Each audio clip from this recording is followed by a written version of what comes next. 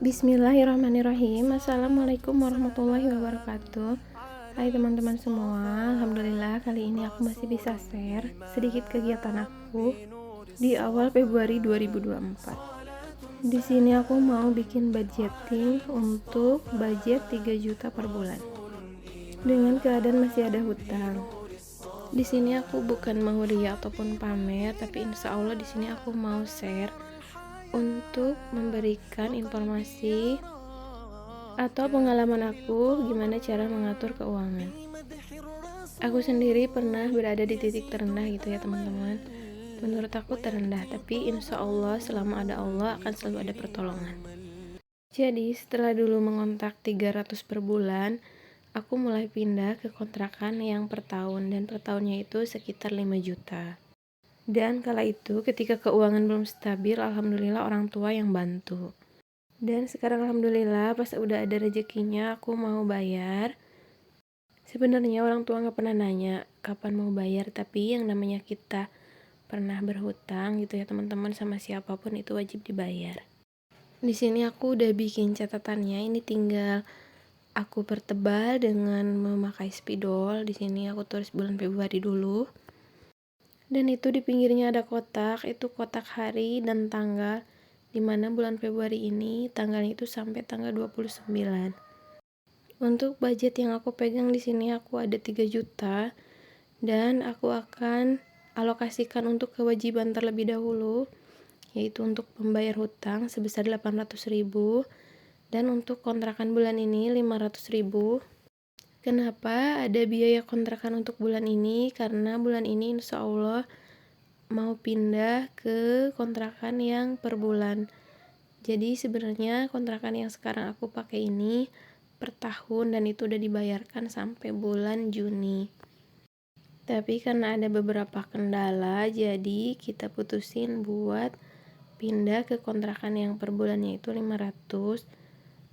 Dan alhamdulillah udah ada, sekarang lagi dibenerin dulu, lagi dicat dulu supaya nanti pas kesana itu udah agak cerah gitu ya teman-teman, karena aku lihat itu kemarin catnya itu gelap gitu, pakai warna gelap, jadi aku ganti catnya.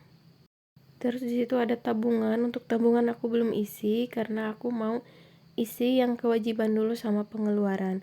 Jadi nanti kalau ada sisa dari kewajiban sama pengeluaran baru aku mau masukin tabungan. Untuk kategorinya sendiri di sini ada listrik, kuota, SPP anak, sama belanja mingguan. Terus selanjutnya di sini ada untuk gas, untuk kebutuhan anak, untuk jajan anak, bensin sama skincare. Untuk beras aku tidak beli ya teman-teman karena alhamdulillah masih ada stok. Jadi untuk beras aku tidak beli. Terus untuk grocery sabun aku juga nggak belanja karena masih ada, alhamdulillah. Mudah-mudahan cukup untuk bulan ini. Untuk budgetnya sendiri di sini aku anggarkan untuk listrik itu 100.000, kuota 200.000, untuk SPP anak ini sekolah dan mengaji 125.000, untuk belanja mingguan aku anggarkan 600. Itu untuk 1 bulan. Mungkin lebih kecil dari biasanya ya teman-teman. Kalau biasanya itu 200 aku anggarkan, tapi biasanya suka ada sisa, jadi nggak apa-apa. Aku belanja mingguannya mau coba di 150.000. Untuk gas aku anggarkan 1 bulan itu 50.000 karena memang biasanya itu 2 kali habis di setiap bulannya. Untuk anak aku anggarkan 200.000 dan untuk jajan atau makan di luar itu aku anggarkan 200.000 juga. Untuk bensin aku anggarkan 160.000, insya Allah cukup. Dan untuk skincare aku mau beli sunscreen 1 karena yang habisnya itu sunscreen, jadi aku mau anggarkan untuk sunscreen ini 35.000. Jadi total semuanya itu 1.670.000. Dan untuk pengeluaran biasanya kalau misalkan ada yang over dari budget gitu ya teman-teman, biasanya aku tuh pakai dari income tambahan. Di sini aku nggak tulis income tambahan karena memang tiap bulannya itu tidak menentu. Tapi alhamdulillah menurut aku itu ada aja dan cukup aja selama ikhtiar dan bertawakal. Banyak yang ngasih masukan kenapa nggak ambil KPR aja atau cicilan di bank. Mungkin bisa aja, tapi di sini aku mau coba kelola keuangan. Aku mau coba beli barang itu dengan cara cash. Karena alhamdulillah selama ini juga memang menghindari banget yang namanya kredit. Karena kalau ada hutang itu berasa jadi beban. Kayak sekarang juga masih ada hutang ke orang tua gitu ya teman-teman. Walaupun memang nggak nagih, tapi tetap jadi pikiran gitu. Apalagi kalau misalkan udah denger ceramah dari ustadz-ustadz, bagaimana hukumnya hutang gitu. Terus ada juga yang bilang kalau misalkan kita ambil cicilan dari bank itu hukumnya itu riba. Tapi ada juga yang bilang kalau misalkan itu tergantung akadnya. Ada juga bank syariah yang akadnya itu jual beli gitu ya teman-teman. Tapi di sini aku mau hindarin dulu itu. Aku mau coba memperbaiki keuangan dengan cara mengelolanya. Salah satunya menghindari cicilan. Dan pernah dengar juga kata Ustadz kalau misalkan riba itu membuka 73 pintu keburukan. Dan dosa riba itu salah satunya itu setara seperti berzina dengan orang tua. Dan kita seperti memerangi Allah dan Rasulnya. Dari kajian-kajian para ustadz yang aku dengar, aku cari referensi ustadz lain juga, dan jawabannya itu hampir sama semuanya gitu ya teman-teman tentang hukum hutang itu.